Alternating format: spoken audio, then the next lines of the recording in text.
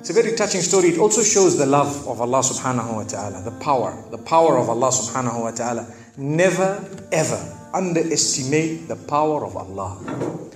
You know, there was a sheikh who mentioned this in Saudi Arabia, and there was a doctor that visited him from Pakistan and told him a story that happened to him. So he says, what happened to me? He says, the doctor who's speaking is a top neurologist, one of the top doctors in Pakistan, or, you know, a very, very good doctor, very hard to meet. It's said that perhaps you would have to wait months on end before you can get an appointment to see him. So what happened is, he says, I was flying from one city to another, a very busy man, flying quite often within the country and perhaps even outside. And he says, suddenly, the clouds built up. Huge clouds, and the lightning started striking, and it started pouring, and there was lots of turbulence, and one of the engines was struck, and it was damaged. So we had to land. And so what happened is, the landing was at a nearby little airport or a little strip and so on. And when they landed there, it was a remote area. How are you going to repair this aircraft? A few people who were on it, it was a small plane, they were, quite surprised because they landed in such a remote place. No one's there to repair it. They would have to wait, definitely. So the doctor asks the captain or the pilot that, you know what, how long are you going to be? He says, no, we're going to be quite long. Well, I need to get to that area. Look, he says, it's just a 3-hour drive by vehicle. So why don't you just go by road? And you know, you can go there and get there. He says, okay, good idea, because this is going to take long. So he decides to go on one of the tri-shows, you know, in Pakistan, one of the areas, wherever it was, and he jumped in. And as they started progressing, the clouds built again.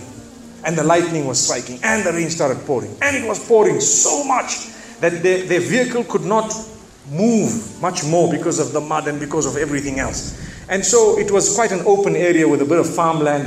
And after a while they realized, look, we're not getting anywhere. There's a little house here. Why don't we just go there? We can read our salah. Perhaps we can, see, have a bit of a meal or whatever else. And they decided to knock the door. Strange people, strange land, far off, out in the rurals. And so he knocks the door, and he's got his little bag and everything, and he walks in.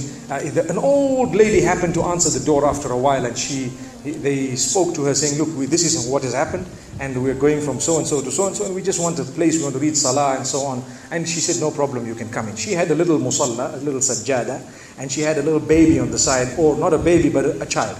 And the child, every little while, she's actually checking on the child, and she's sitting on that musalla, making dua and reading her own salah. These people fulfilled their salah, did whatever they had to. And when they were about to leave, they spoke to the old lady saying, thank you very much, jazakumullah khair, and so on. And, we're going, what's happening to this child, So the woman says, look, the child is an orphan. And the child is unwell, not well at all, very sick. And we've been to all the doctors around. And subhanallah, I'm the grandmother of this child. The doctors have told us that there is only one specialist around who can help this child. And we tried to make an appointment, but they asked us to come 6 months later. And it's far away. I've been making dua to Allah ever since that day. Ya Allah, make it easy for us. The child is sick. Make it easy for us, Ya Allah. So the man says, what's the name of that specialist? So the granny says, it's Dr. Ishan. Immediately this doctor burst into tears. He burst into tears. Straight away, he burst into tears. Why are you crying? Your dua has just been accepted. For your dua, the thunder came, the lightning came, the engine struck, we came down, we came on the road, the rain came again and stopped us and so on. And do you know what? The rain only stopped after the question was asked. Now it happened. And now the woman starts crying. Subhanallah. And the doctor himself is telling the story saying, that was me. It happened to me, he says. And he says, I learned that Allah's armies are beyond limits. Allah uses whatever He wants to get what He wants done. It's over.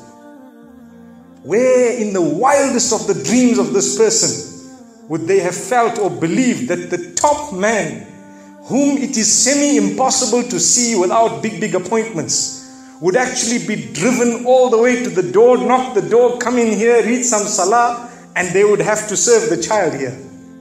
Amazing. Wallahi, it brings tears to the eyes. But the reason I share it with you, every one of us has needs for Allah subhanahu wa ta'ala. Just keep calling. Just have yaqeen. Have conviction. If it is meant, it will definitely come in your direction.